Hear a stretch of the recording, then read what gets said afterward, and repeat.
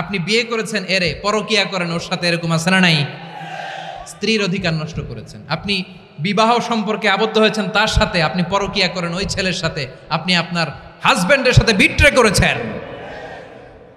এজন্য আল্লাহ অশ্লীলতাকে হারাম করেছেন।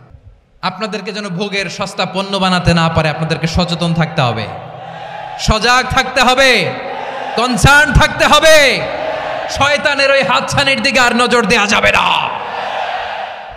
তাহলে কেন আল্লাহ তাআলা এই ফাহশা অশ্লীলতাকে হারাম করলেন? 1 নাম্বার, এতে হিউম্যান ডিগনিটি কমে। 2 নাম্বার, এতে মানুষের অধিকার নষ্ট হয়। রাব্বুল আলামিন বলেন, ওয়ায়ানহা আনিল ফাহশাই ওয়াল মুনকারি ওয়াল বাগি।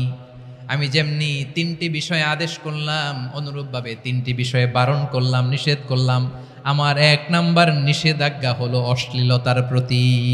ফাহশা, ওয়ায়ানহা আনিল ফাহশা, আল্লাহ তাআলা অশ্লীলতাকে নিষেধ করেছেন। কোন জিনিসকে? সবাই বলুন, কোন জিনিসকে?